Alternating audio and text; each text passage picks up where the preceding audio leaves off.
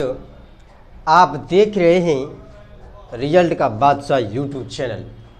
साथियों, आज मैं मॉडल पेपर पढ़ाने वाला हूं और मॉडल पेपर में वो तरीका और वो नियम के माध्यम से बताऊंगा कि आपका एग्ज़ाम कभी भी किसी भी परिस्थिति में क्वेश्चन बाहर नहीं जाएगा।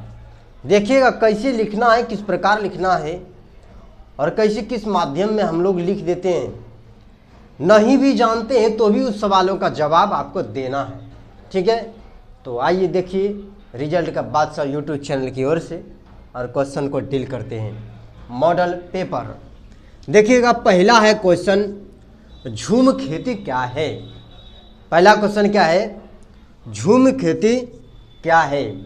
तो देखिए, झूम खेती वो होता है, मान लिया जाए मेरे यहाँ 2-3 कट्ठा का बगीचा है। क्या है?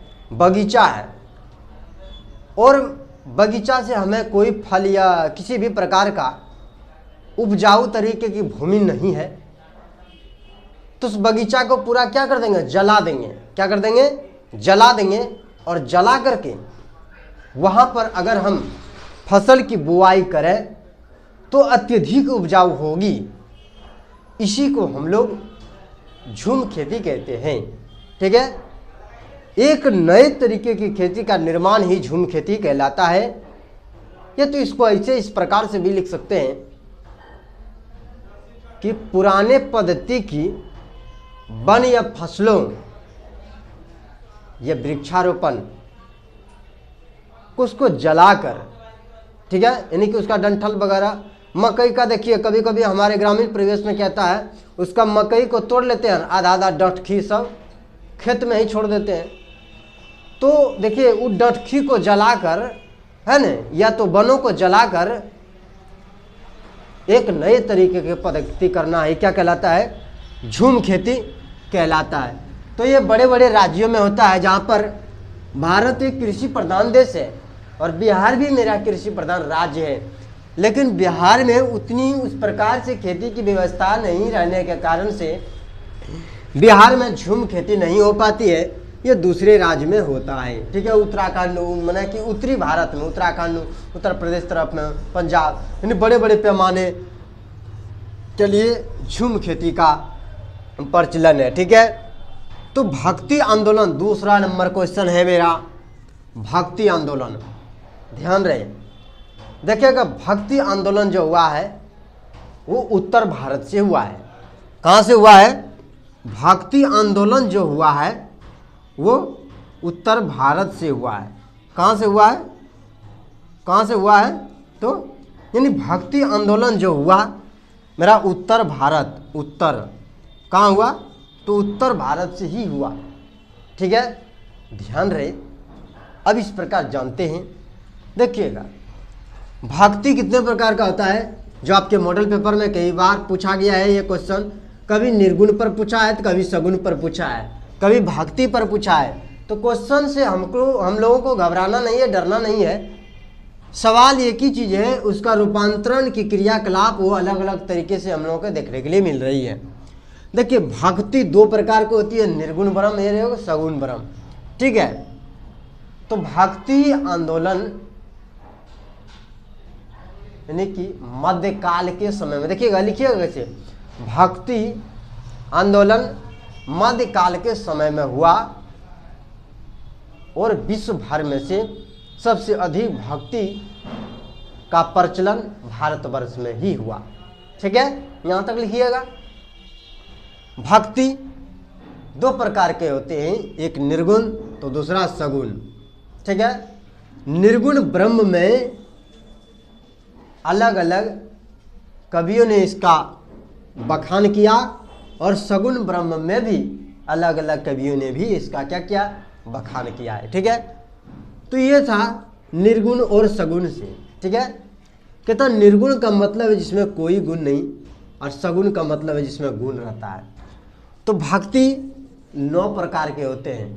कहते हैं नवधा भक्ति करहित हु पाही, असावधान सुनु धरु मन माही। तो भक्ति आपके 9 प्रकार के होते हैं। ठीक है, बात चल रहा से काव्य, इस प्रकार से मैंने भक्ति आपके 9 प्रकार के होते हैं।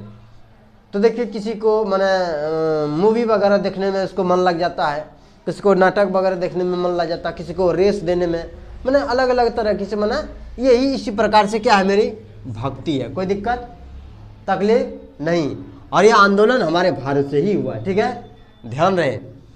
3 नंबर जो मोस्ट इम्पोर्टेंट क्वेश्चन है, जो भारत मेरा गुलाम थी, भारत क्या थी, भारत हम माता हमारी गुलामी की जंजीरों में 8 आंसू करुणामयी नयनन से विचलित विकलती हुई निरखराती निर्झरनी के तरह आंसू बहा रही थी।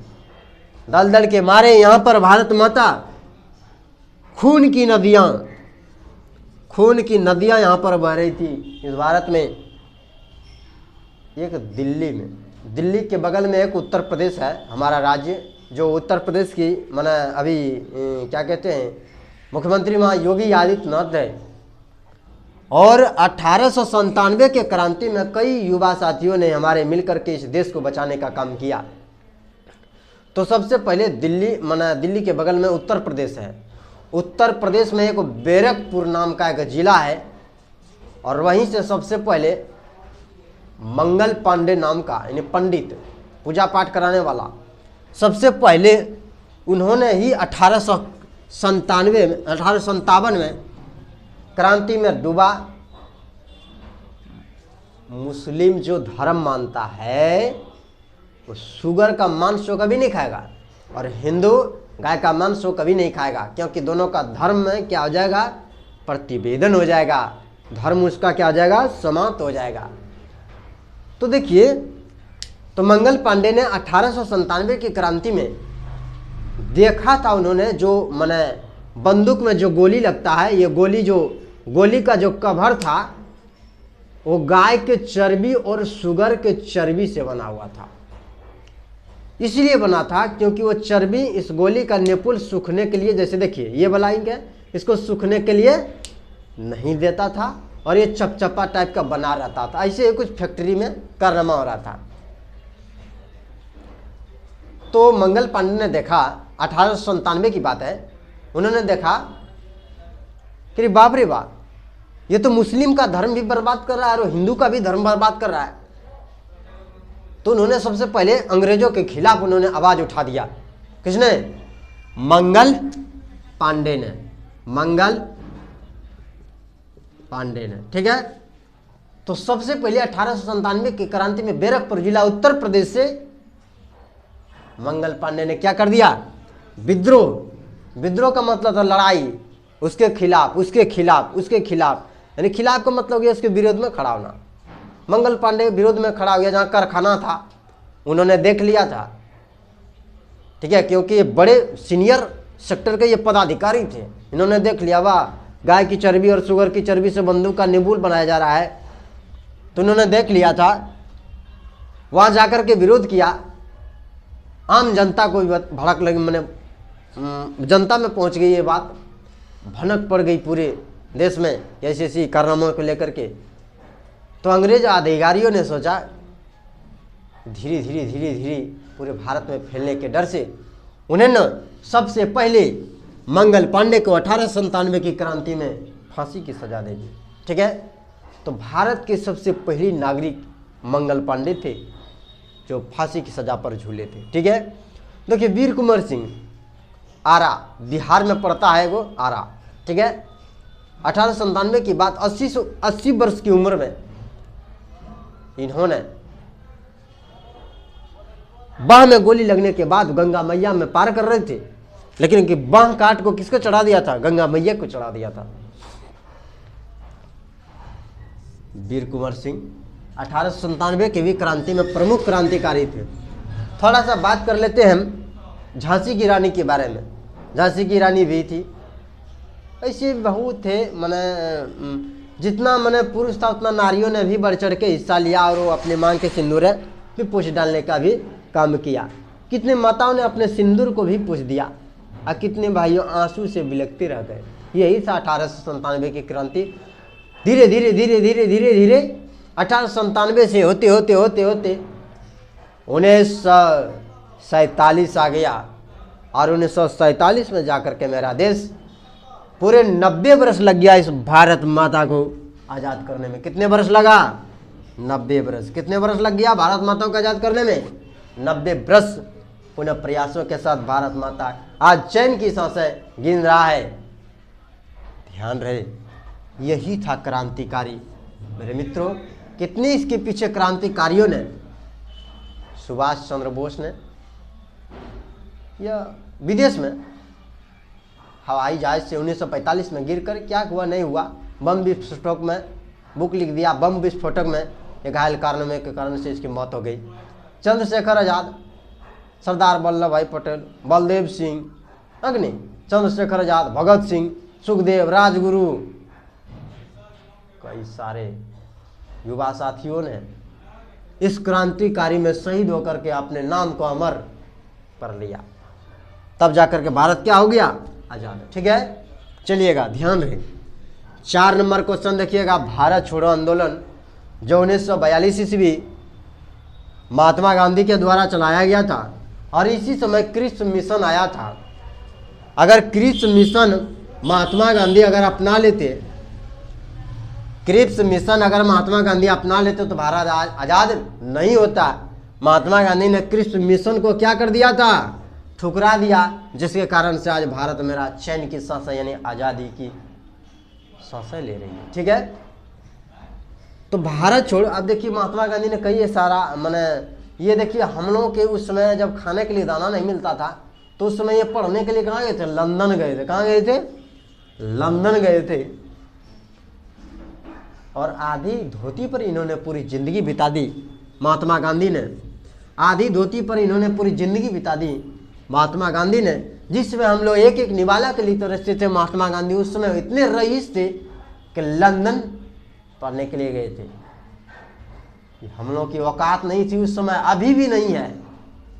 सोचिए उस समय की बात है।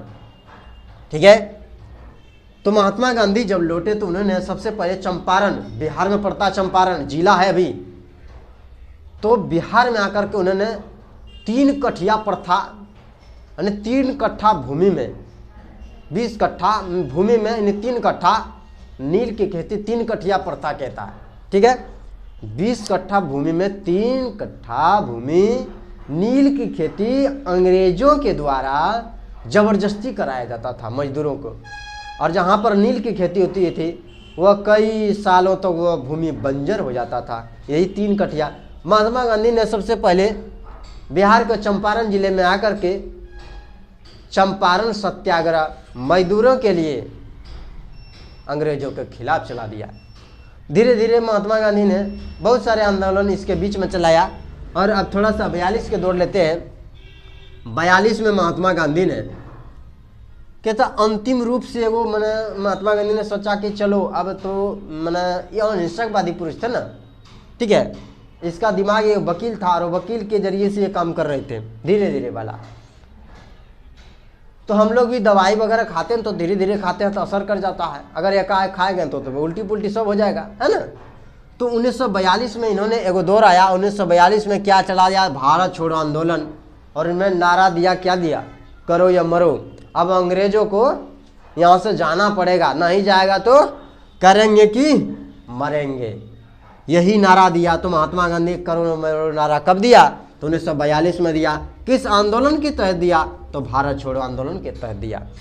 उसी समय महात्मा गांधी को विदेशी क्रिप्स मिशन विदेशी देने आया था महात्मा गांधी को। महात्मा गांधी ने ठुकरा दिया, ठुकरा दिया, तब मेरा देश क्या हो गया? आज़ाद। अगर स्वीकार कर लेता तो देश मेरा अभी तक आज़ाद नहीं रहता। ठीक है साथियों, आज मेरा क्लास मॉडल पेपर का इतना ही था। आप देखते रहिए रिजल्ट का बादशाह यूट्यूब चैनल। अगले दिन पुनः मिलेंगे इसी समय के साथ, तब तक धन्यवाद।